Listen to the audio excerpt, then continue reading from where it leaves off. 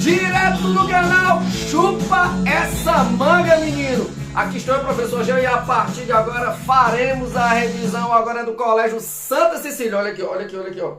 Se expande, bebê, se expande agora até o Eusébio. Chupa essa manga. Eusébio, estamos chegando aí no Eusébio, menino. Se prepara que tem novidades aí. Então, agora é a revisão da nossa AG, terceira etapa, segundo ano do ensino médio, Colégio Santa Cecília, menino.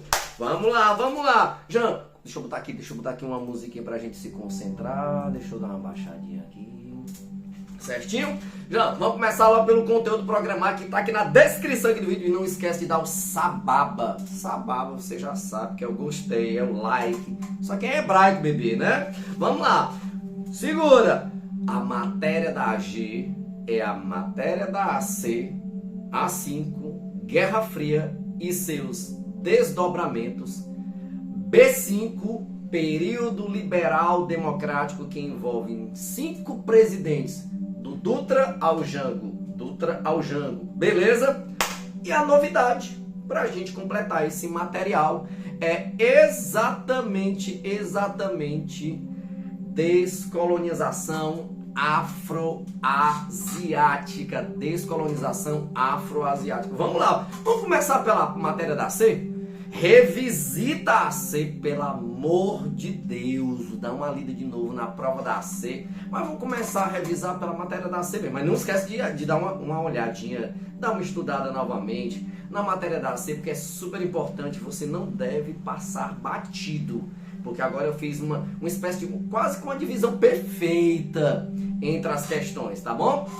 E aí eu não posso deixar de cobrar o material da AC. Tá bom? Uma coisa importante, cara, uma coisa importante que a gente pode identificar nessa fase, cara, é justamente o seguinte.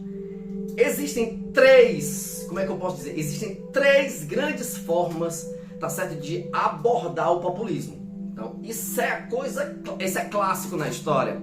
Existem 3 grandes formas de se abordar analiticamente o populismo.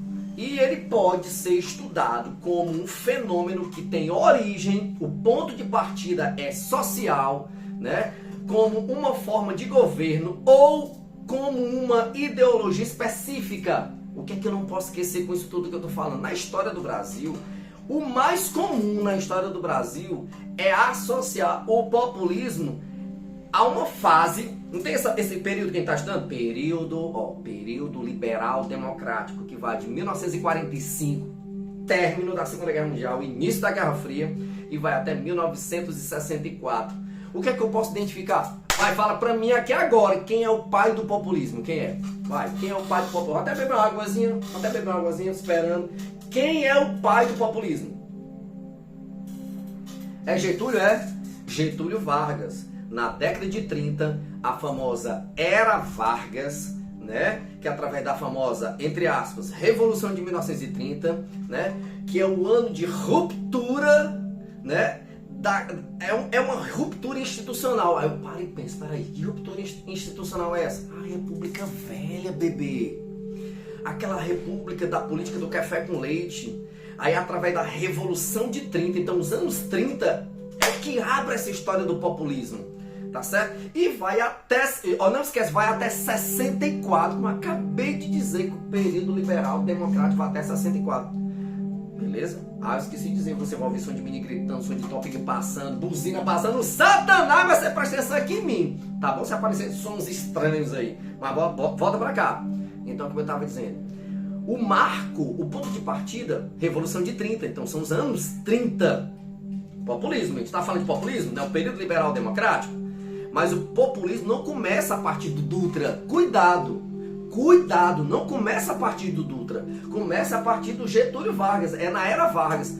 Eu bem sei que o Getúlio Vargas aparece por uma segunda vez aqui. Ele aparece uma segunda vez aqui na nossa cronologia do período liberal democrático. De novo, sinteticamente. A República Liberal, o período liberal democrático, que começa com o general Eurico Gaspar Dutra e vai até o governo do Jango, é uma continuidade do populismo do Getúlio Vargas a partir da era Vargas, a partir da Revolução de 30, que rompeu com a política do café com leite. Show? E vai até onde, Jean? 1964. 1964. Então, a chamada Revolução de 30 é o ponto de partida, que foi aquele golpe de Estado que ficou conhecido como Revolução de 30, que tirou o Washington Luiz da presidência. Júlio Prestes tinha sido eleito, lembra? Mas não assumiu. Né? Então, a Revolução de 30 é o ponto de partida da Revolução de 30. E vai até 1964 por causa do golpe de Estado que vai derrubar o governo de quem? Disse isso 14 mil vezes na sala de aula. 14 mil vezes eu disse exatamente.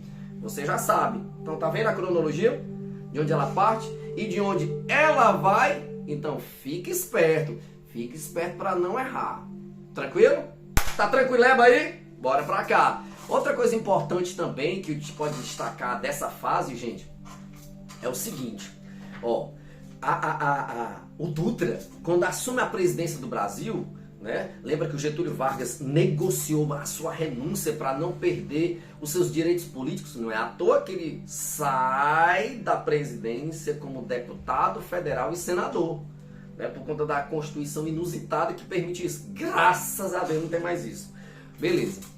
E aí por isso que ele volta no segundo governo. Mas o Dutra é o que abre agora essa fase da matéria, que eu já cobri na C, que estou cobrando na G, o tal do período liberal democrático. Então é um processo, gente, na história tudo é processo. Não é assim não, ó. Como Tony Stark, um estalar de dedos não. Ah, Tony Stark, peraí. Minhas medalhinhas da UniHB aqui. Olha o meu Tony Stark aqui, tá vendo? Ó, ó, beleza? Eu tenho mais, mas tudo bem, volta pra cá. Então presta atenção, gente. É porque quando a gente vai falar sobre o processo de redemocratização, meu Jesus Cristo da chaga do Canidé, período de processo de redemocratização, o que é que tinha terminado na história do Brasil? O Estado Novo. Lembra do Estado Novo? Aquela terceira parte da era Vargas, governo provisório, governo constitucional, que foi de 34 a 37, mas de 37 a 45 foi a ditadura do Estado Novo. Por isso que quando Dutra assume a presidência da República, mas num contexto de Guerra Fria, não posso esquecer que é um contexto de Guerra Fria, não esquece isso, tá bom? Esse processo que foi instaurou-se no Brasil a partir de 46, foi ameaçado durante o governo deste presidente, o Dutra, né? E houve uma razão por causa de foi por causa de um posicionamento político. Aí você para e pensa, peraí, cara, se tem um posicionamento político, né? E esse presidente, aí ele para e pensa, qual é a razão disso tudo? Né? Que houve uma ameaça. Cara, é porque a Constituição de 46, que abriu a democracia no Brasil, mas em virtude do contexto da Guerra Fria, está no meu primeiro slide do período liberal democrático, que está postado, né, na sala Google de vocês. Lá tem, meu filho, em 1947 está proibido, foi fechado, na verdade, o PCB, aquele partido que tinha sido criado, o PCB que tinha sido criado no finalzinho da Primeira República. Lembrou? Então, foi colocado o Partido Comunista na ilegalidade, tá certo? E aí o Brasil rompe relações diplomáticas com a União Soviética. Opa, contexto é Guerra Fria. Estou repetindo de novo, estou sendo redundante. Lembra que na minha primeira lâmina, quando aparece o Dutra, aí tem aquela fotinha do Getúlio, do Dutra com o Eisenhower? Alinhamento. Lembra? É o alinhamento. O alinhamento do Brasil para com o bloco capitalista. Então não tem como você estudar fora desse contexto, bebê. Você não pode separar, porque não dá para separar. Porque há intervenções direta ou indiretamente acontecendo nesse processo, tá bom? Cara, isso é muito importante, porque como é um processo de redemocratização, tem muita coisa acontecendo, tá bom? E nesse próprio governo do próprio o Jango, né? O Jango que lança um plano, né, um plano estratégico político que era chamado de plano SALT, né? Um salto, né? Que era saúde, que mais? Alimentação, que mais? Transportes, que mais? E energia, que na verdade ele tenta, né? Uma planificação estatal da economia, né? No seu governo. E aí é interessante que existem vários fatores que foram condicionantes para isso, para um relativo fracasso do plano SALT, né? Que foi e é interessante que essa política econômica, ela no comecinho que foi adotado, houve o quê? Tá lá no final da minha lâmina. Raspou, meu filho, as reservas, né? Então, houve um esgotamento das divisas internacionais do país. As reservas de dólares. Vou dizer de outra forma. Houve um esgotamento das divisas internacionais. As reservas de dólares. Porque aí eu paro e penso. Vamos contextualizar. A abertura que o governo fez para o setor das importações. Aí eu paro e penso naquela lâmina que tem antes do Dutra, que mostra os dois perfis políticos da época. O Dutra fazia parte de qual? Posicionado para o mercado externo. Não é isso? Não era posicionado para o mercado externo? Raspa, menina, as reservas de dólares e aí fica preso às importações. Já era o plano SALT. Chupa essa manga. Entende? Cara, isso é super importante. Não pode esquecer isso aí, viu? Não pode esquecer, porque isso aqui é super importante, tá bom? Uma coisa importante, já que a gente tá tocando na Guerra Fria, é uma coisa importante, um cara que me chama muita atenção é o Truman, né? O R. Truman. Porque o Truman, que vai surgir a doutrina Truman, né? A justificativa da doutrina Truman, né? No governo dos Estados Unidos a partir de 47, que é o mesmo ano do fechamento do PCB que eu acabei de falar. Então, a política do Truman, a doutrina Truman, é uma política intervencionista, o Estado entrando com muita força, e a ideia era garantir o poderio norte-americano sobre o mundo soviético, o mundo socialista. Lá vai, não tem como, eu volto para a espinha dorsal da Guerra Fria, que é o quê?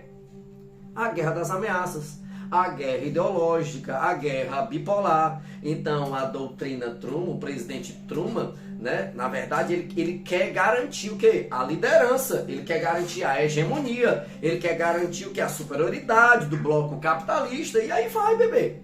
Então, doutrina Truman, não tem por onde correr. Não tem por onde correr. E aí, cara, só que uma coisa eu não posso esquecer dentro da história da Guerra Fria, outra coisa super importante. Cara, a Guerra Fria, em virtude da corrida armamentista, deixa eu achar aqui um negócio importante. Deixa eu pegar aqui no material. Tem um negócio aqui muito interessante que eu queria destacar. Cadê? Cadê? Tem a corrida espacial, né? Pera aí, deixa eu ver aqui pra você ver.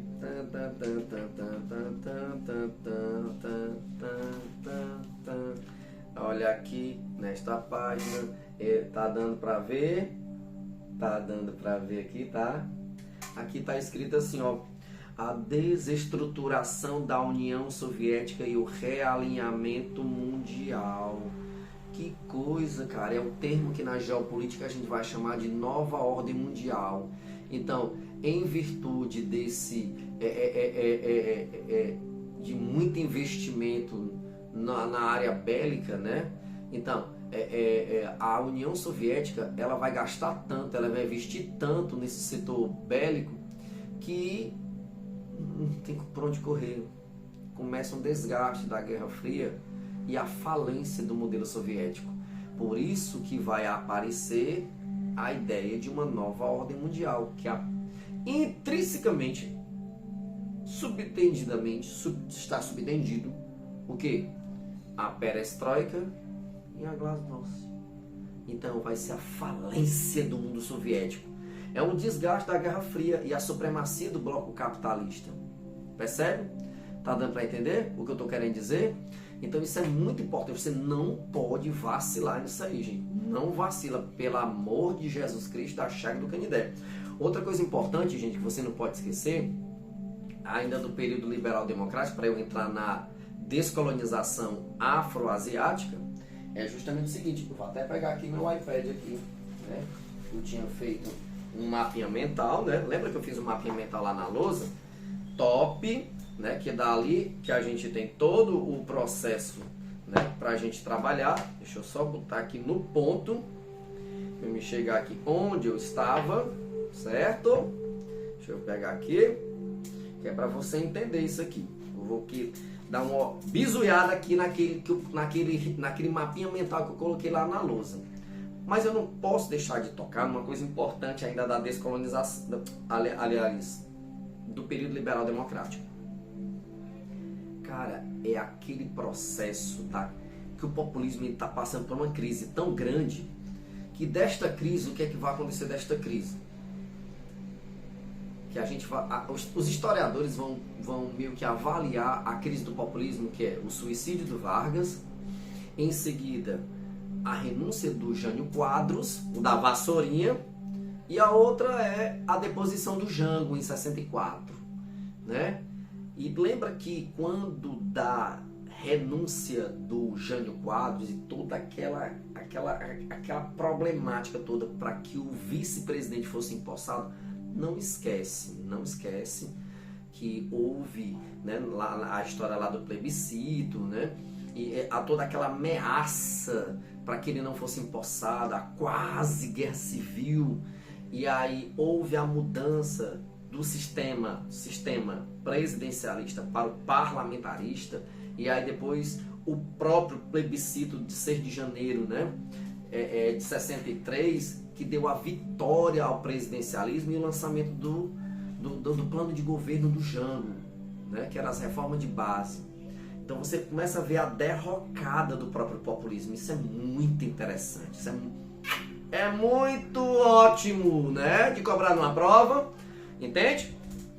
Tranquilo? Então vou ficar aqui com a minha colinha aqui. Aquilo que eu copiei lá na lousa para vocês sobre a descolonização. Cara, é simples demais. Fique esperto aqui nos comentários que eu vou fazer. Uma coisa importante, que até eu anotei, né? Eu puxei lá um negocinho para falar de uma conferência, não foi? Vocês estão lembrados, né? Que eu pedi para vocês anotarem, que é a conferência de Bandung, né? Aquela conferência, cara, fique esperto em relação a isso. Porque eu botei lá no meu resumo, eu botei assim, do lado, né? Aquele círculo que eu coloquei, eu botei assim, ó, crise do colonialismo, a autodeterminação dos povos, o nacionalismo, o pan-africanismo. Lá do outro lado eu coloquei a Guerra Fria, eu coloquei golpes de Estado, instabilidade e dependência econômica. Lembra que eu coloquei isso na descolonização afroasiática? Então o que é que significa dizer? Na década de 50, em 1955, isso eu anotei lá na lousa, tá certo? Isso é um acréscimo, super importante, não dá pra deixar de fora isso. Não dá. Cara, na década de 50, né? Na Indonésia, e isso aconteceu na Indonésia, essa conferência ela foi convocada por um grupo chamado Grupo de Colombo, né? E eles congregaram, na verdade, os 5 países recém-independentes. Quem eram eles? Já? A Índia, o Paquistão, que surgiu da Índia já, o Ceilão, a Birmânia, né? A Indonésia. Então, e aí, cara, isso é histórico, porque pela primeira vez os chefes de estados de 29 países, tanto da Ásia quanto da África, se representavam agora num termo que você já aprendeu com o Roberto, que eu tenho certeza, o terceiro mundo. Cara, os caras pronunciam uma neutralidade. O terceiro mundo era uma neutralidade. Entende? Uma neutralidade. Era a declaração: estamos neutros. Não vamos entrar nessa guerra fria aí não, de vocês. Entende? Nessa neutralidade, mesmo que se operacionalizasse pelo socialismo, mas não o socialismo soviético, entende? É muito interessante isso. E aí é interessante que essa conferência, qual era o conceito desse terceiro mundo? O que é característico desse conceito do terceiro mundo? A descolonização, que é o cerne do assunto. O que? A autodeterminação, que é a autodeterminação dos povos. E o não alinhamento, cara, é o não alinhamento. Nem sou bloco, nem vou me alinhar ao bloco capitalista, nem vou me alinhar ao bloco socialista. Essa conferência, gente, ela é super importante. Entende? O contexto é a descolonização mesmo dessa conferência, né? Porque ela está por trás do processo da independência tanto do continente africano do continente asiático, que logo após a Segunda Guerra Mundial, em 1945, né? A conferência, ela não, vou dizer de novo, não, 14 mil vezes, não, ela não aceita a influência da Guerra Fria. Daí o conceito de terceiro mundo. Então, esses líderes que representaram, né, essa conferência, eles defenderam o não alinhamento, defenderam a autodeterminação dos povos. Isso significa que foi criado, né, o terceiro mundo, entende? É a ideia do terceiro mundo. Isso aqui é importante demais mesmo, tá certo? E aí o que é que acontece? Dentro desse processo da independência, eu vou dar um exemplo da África do Sul. Cara, era muito comum no processo da descolonização afroasiática e no próprio cerne da África do Sul, né? Por exemplo, a ideia da segregação racial, o apartheid, né? E essa segregação racial, ela possui raízes coloniais. Lembra que eu falei? É fruto do imperialismo do século XIX, que foi o último assunto que vocês aprenderam com o Sandoval. Lembra? Então, onde é que está por trás? Aí quando termina a Segunda Guerra Mundial em 45, aí o mundo europeu, os vencedores da Segunda Guerra, que estão enfraquecidos com a Segunda Guerra que durou 6 anos. Então, o que é que vai acontecer? A segregação racial que operava na África do Sul, ela tem raízes coloniais. Só coloniais, é só isso. Não posso esquecer que o século XIX é onde se tem o conceito do racismo científico. Então, além das raízes coloniais, essa segregação racial, que a minoria branca, né, comandava a maioria negra, ela também... Eu também, na verdade, não posso deixar de fora o etnocentrismo. Então ela tem raízes etnocêntricas. A ideia da superioridade europeia. Menino, isso é muito massa. Tá certo? Isso é muito massa. Não posso deixar de esquecer. Tá certo? Não pode deixar. Cara, porque quando a gente fala sobre processo de descolonização, né, a luta pela independência, tanto da Ásia quanto da África, né, após a Segunda Guerra Mundial, a tese que está por trás disso tudo enquanto a colonização resultou de uma ação europeia que foi consciente, tinha um objetivo de conquista, a descolonização ela tem como processo, né, e ela advém de, como é que eu posso dizer, a revolta contra o Ocidente. A descolonização nada mais é do que uma revolta contra o Ocidente. Então ela representa historicamente o quê? Um produto dos movimentos nacionais. E por isso que vem a autodeterminação dos povos. Por isso que vem a pregação de um nacionalismo. E não como uma resultante de uma iniciativa do próprio colonizador. Entende? A ideia aqui é que o processo de descolonização não deve ser compreendido como iniciativa das metrópoles europeias. Ela não deve ser compreendida como iniciativa das metrópoles europeias.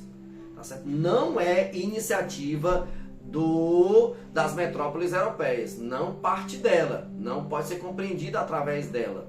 Tá certo? Mas sim, África e Ásia tentando romper através dos seus movimentos nacionalismo, né, uma luta contra o Ocidente. Cara, perfeito. Perfeito, perfeito, perfeito, perfeito. E quando a gente fala do Gandhi? Cara, o Gandhi é tão interessante quando a gente vai falar sobre o Gandhi, porque o Gandhi, o Gandhi é muito simbólico. Muito simbólico o Gandhi. Simbólico demais, cara, o simbólico. Porque o cara vai lutar pela independência da Índia e ele vai usar duas metodologias. Fala pra mim as duas metodologias. A não violência. Então, ele vai se utilizar de ações. Que tem uma ação, é claro que tem uma ação. Só que essas ações são não violentas. A não violência. E a outra é a desobediência civil.